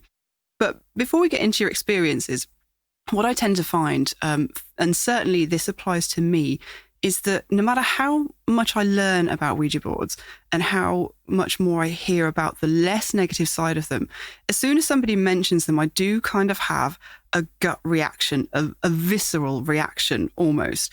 So what do you guys think? When somebody mentions Ouija boards, you can almost do it as a word association, if you like. What's the first thought that comes to you? I think for me, it's more of a thought of sort of, oh, here we go. I can understand that. Yeah, and to me, Ouija boards really are a vessel of communication with spirit. Yeah. And I've never really thought of them as anything being sort of dark and demonic or, at the gateway to hell or anything like that. I do have my very first personal experience with the Ouija board was really quite a positive one.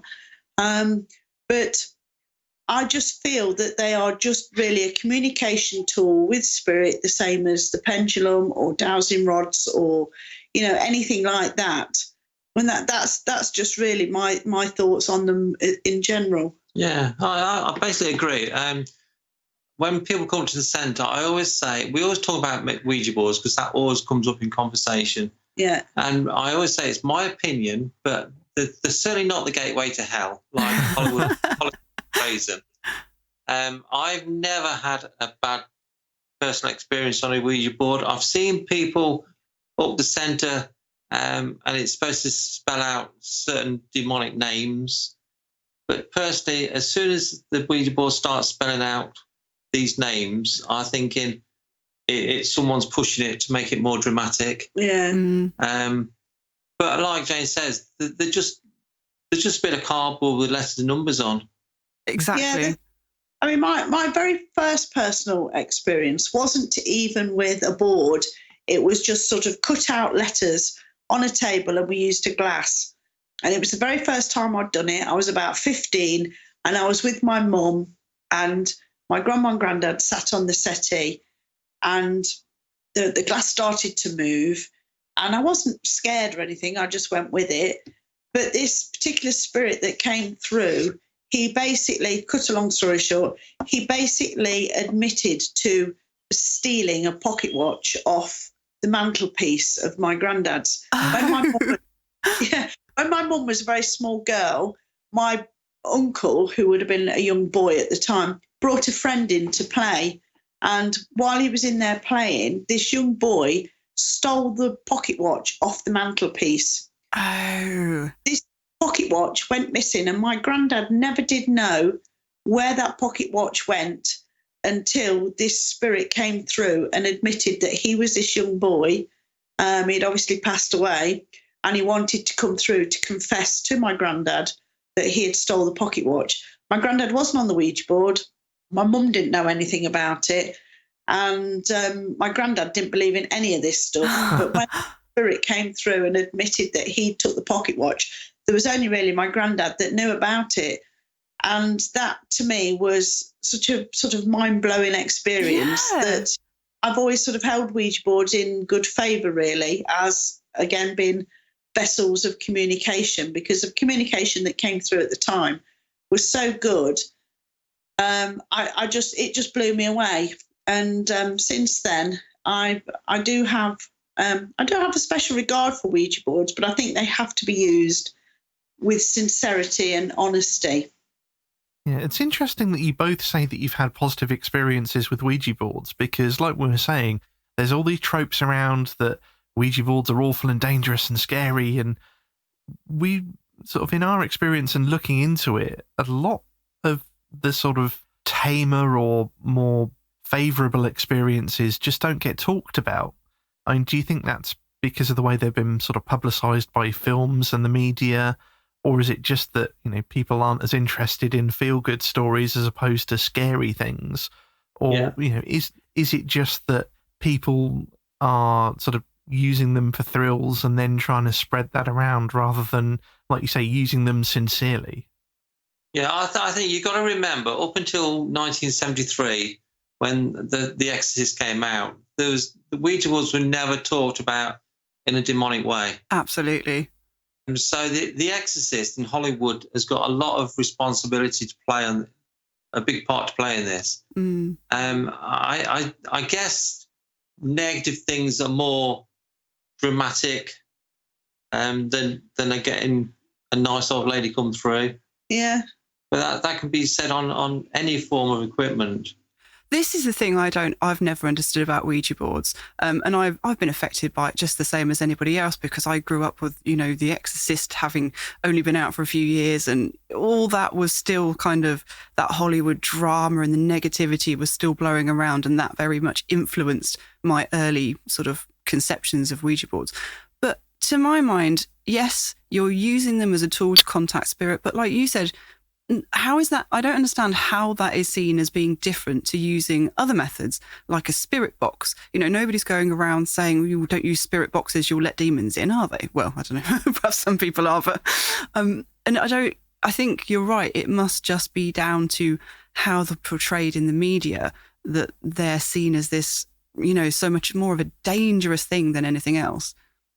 And I think the scary side of things always sells more. I mean, you can sit and have a conversation with somebody about Ouija board and say, yeah, it was a very nice experience. You know, our Uncle Fred came through and it was all full of love and happiness, and nobody's particularly interested. But if you hear somebody say, oh my God, the glass shot off, smashed against the wall, and then the dog curled over and died, and, you know, heard all these sort of horror stories, and it's always very dramatic.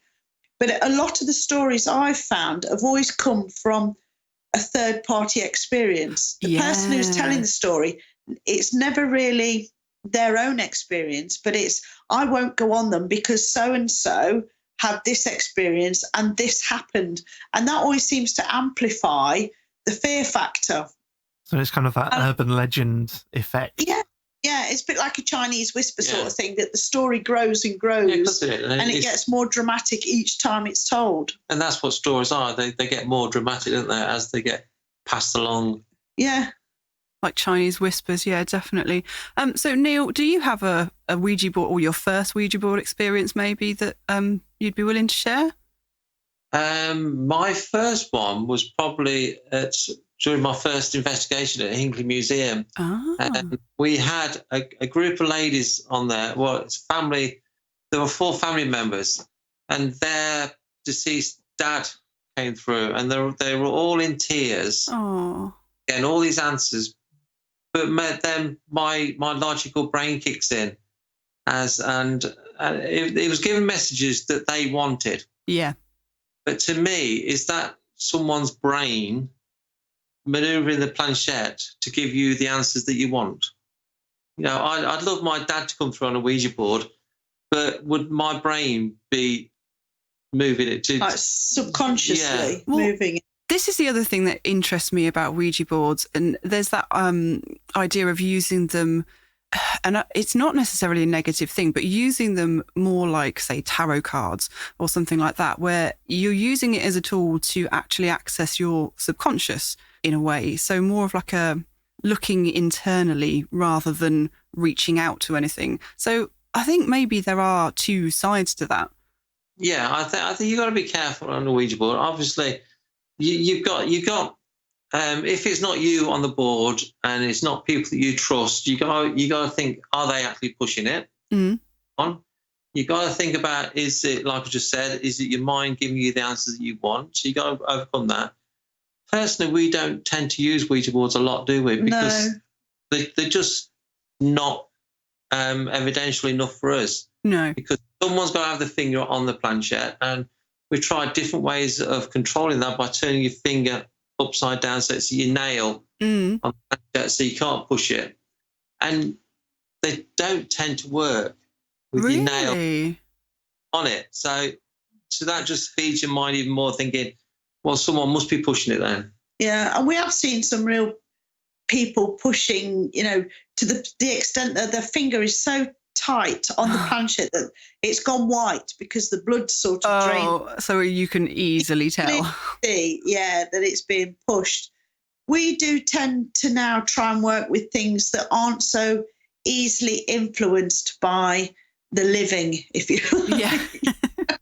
Yeah. Things where people have actually got contact to it and they can actually manipulate perhaps a result. They're the sort of things now that we try and just sort of steer clear of a bit, really.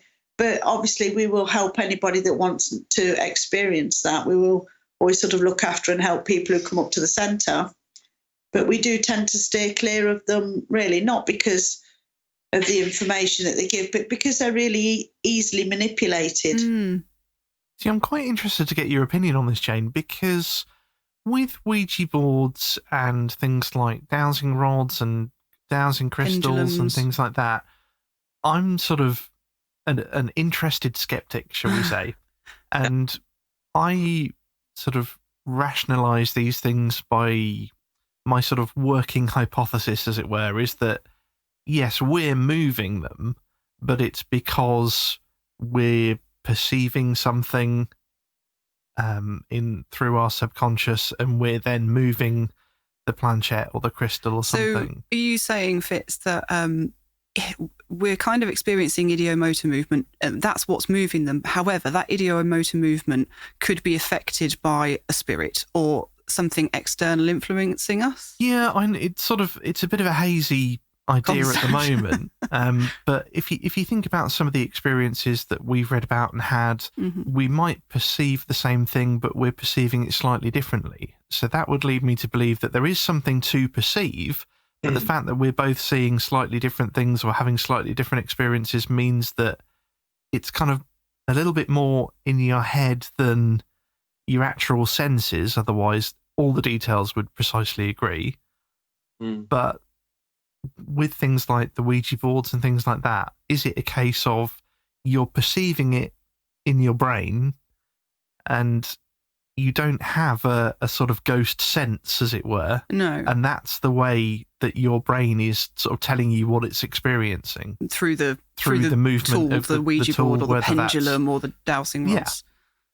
Yeah, you see, I see it sort of slightly different in two ways. There's one way is that we, by ourselves, sending out the very thought that we want a connection and we want a reaction, we are sort of generating that that sort of connection, which could quite easily be answered, if you like, by the energy of the universe. That's how I sort of think of it. Then there's the other side where it is purely manipulated by spirit. So we have actually connected with that spirit and we are having like a conscious conversation, if you like, via the Ouija board. And we are actually connecting with spirit and we are actually speaking with another energy. Whereas on the other side, where we're sort of sending out the thought, are we generating that response ourselves by sending out that thought of intent? Yeah, that's kind of more my sort of thoughts about it. That makes sense to me. So with the Ouija board, with the planchette being moved by spirit, would that be not sort of being possessed or something, but they're controlling our movement? Channeling, maybe. Yeah, I'm sort of fuzzy on the concept of how that works. So in my opinion, with having your finger on the planchette, you are making sort of a connection. So the spirit is actually moving the planchette, but you have actually got that contact there. Now it could be, and I have seen this, that the planchette does actually move on its own without any connection. We have heard because of that as is well. purely moved by spirit. So do you guys still have quite a lot of people using Ouija boards, like teams coming in? Do a lot of people use Ouija boards in the centre still? Yeah, most teams actually use a Ouija board. They tend to use them in the sounds room. Yeah. Because it is atmospheric in that room. It is.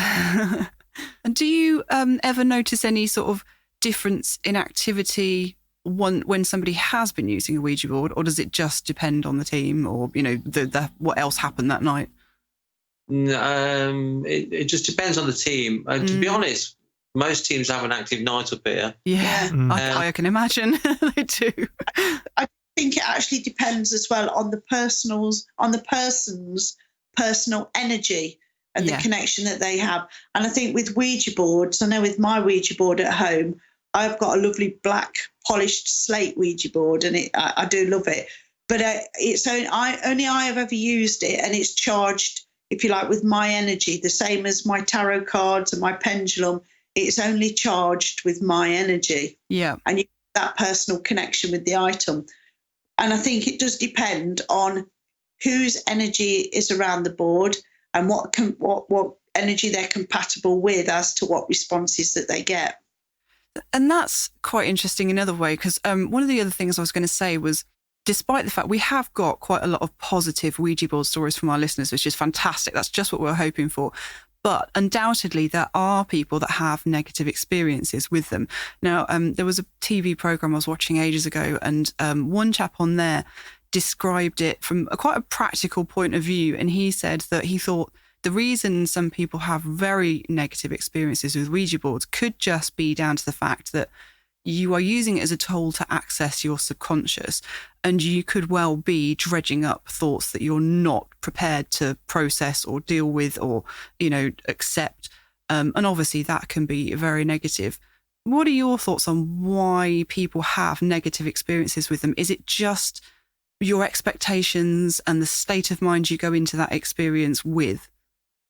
I think your expectations, your state of mind, can play a part in it. And it also is what a lot of people want negative energy to come through a Ouija board. Yeah. I found when a lot of them want the planchette moving like crazy.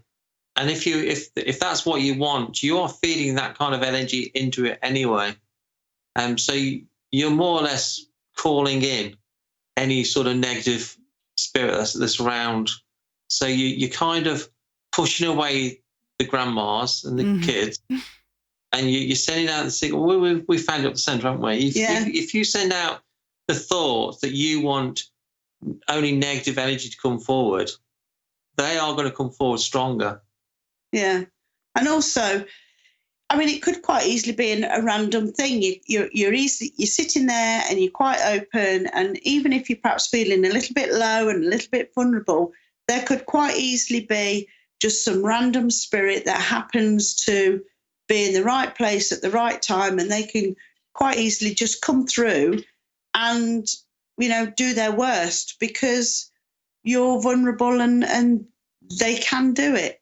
That does make a lot of sense, because a lot of times we've heard about, well, specifically in poltergeist cases and very negative hauntings, you do often find the correlation that the people being affected are or were at the time quite vulnerable, quite, maybe suffering from depression or illness or something like that. And it's almost like the energy can just, they take advantage of it, basically. Yeah, definitely. I think if you go into people's houses, we've been called into someone's house Saturday, haven't we? Yeah. Because this lady's having some issues. The first thing you've got to do when you go into someone's house is evaluate as much as you can without being fully trained in this sort of thing, the mental states of the people living there. To me, that's the starting point of any investigation, working out the mental state of the people, and then you can work further after that. Yeah, definitely. So I think sort of summing up the top tip there is... Be careful what you wish for. Yeah, be careful what you wish for. And just, make sure that you're in the right place of mind before you use a Ouija board. Yeah, definitely. Yeah, definitely. And I was going to say as well, a lot of times you generally find if somebody's been sort of pushed into it, peer pressure, that sort of thing, they tend to be the ones that get the most negative sort of impact as well, because they're already frightened, they're already vulnerable, and just by trying to do it because their mates say they should do isn't a good place to start, because you're already sort of on a path that's not going to help you, because you're already vulnerable and you've got the fear factor, and all that combined, your own defences aren't going to be as strong as they should be. Yeah, my advice would be only do it if you want to do it. Yeah. Definitely don't get forced into it, but just have it in your mind that a demon is not going to come forward. We haven't met a demon yet. No. We keep searching. We haven't yet met one. So we are still on the lookout. That's good to know. Definitely be open-minded and just... Yeah. But having said that, there are negative spirits and there are good spirits, and you don't know which is going to come along at that time. So like you say, you do have to be careful what you wish for. But we also, we keep wishing for a poltergeist as well, don't we? Yeah, I know you do. So I'm sure it will happen for you one day. We're sending the signals out for poltergeist now. Oh, that is some fantastic advice. And I think that's really useful for any of our listeners that are a bit worried about doing a Ouija board. Like you say, just be careful what energy you're putting out there, and critically, just make sure you're in the right place, in the right frame of mind to do this. So we won't keep you too much longer. Thank you so much for all your expert advice. It's been brilliant. It's always fantastic talking to you. I know our listeners have probably heard about the Research Centre before, but for those who are joining us just today, do you want to tell all our listeners a little bit about the Research Centre and visiting, and how they can watch us investigate the centre by becoming a member? Yeah, of course. The centre is in Hinckley in Leicestershire. The full title is the Haunted Antiques Paranormal Research Centre. It's been open since February last year. We're open to the general public on Mondays and Saturdays now, 10 till 4. Everyone's welcome. You can come up, we can have a tour of the items and have a cup of tea with us. It's free to come in. If you want to watch exclusive live feeds to the members, we do have a membership scheme, which is £25 for the first year. You get lots of different discounts, lots of exclusive live feeds. So I know you guys did a live feed for us, and that was fantastic. We did. It was so interesting. It was a fascinating night. It really was. which makes the members' live feeds so special is we have different guest investigators every time. So no 2 nights are the same because it's the guests investigators who run the night. We've also got another HAPRC live feeds channel. We have different shows on there. We have different presenters presenting different sort of shows. Jane does meditation and Beyond the Storybook, don't you? Yeah, that's looking at the origins and truths of fairy tales and folklore. So we have lots of different presenters, and that's just going to keep growing. So yeah, check us out on the website or at www.hauntedresearchcentre.com or find us on Facebook. That's brilliant. And I'm always over at the Live Feeds channel because there's always something really interesting going on there to have a look at. And if you can get to the centre, please do go and visit. No 2 visits are the same, as we've discovered. Everything's constantly changing. There's always new items coming in and there's always something exciting going on. So please do go and visit if you can. Thank you so much for joining us, Neil and Jane. Thanks, Anne. You're very welcome. It's always a pleasure. Bye-bye for now. Cheers. Thanks. Bye. Bye. So there we are, and I hope that we've been able to show you a balanced view of the Ouija board today. We'd be very interested to hear your thoughts on the subject, so do get in touch and let us know. Thank you once again to everyone that shared their stories in this episode. We are so grateful and honoured that you chose to share your experiences with us. And if you have a story to share, we'd love to hear from you, so please pop on over to our website, knockoncefors.com, and click on the Contact Us button. We've just got one more light-hearted Ouija story for you this time. One might even say somewhat of a Ouija blooper from Kate. My mum bought my younger sister and I a Ouija board when we were young, maybe 7 and 5 years old. She came from a long line of women who read tea leaves, or coffee grounds, in their small Swedish communities in the late 1800s and early 1900s America. However, she felt like the gift had skipped her. She bought the board to see if my sister and I had some sensitivities. I have a few experiences I could share, but I'll share my favourite. It happened at a sleepover with some other neighbourhood girls. We were probably about 12 and 10 at the time. It was a calm summer night around dusk. The sleepover vibe was going strong. We were already in our PJs with freshly painted nails in garish colours. Crushes had been giggled about, including the neighbourhood favourite, David. We always teased my sister about how she should date his younger brother, Eric, even though she and he argued often. She would always get exacerbated, but her cheeks would turn bright red. Dinner was over, ice cream was planned for later, and it was time for some Ouija.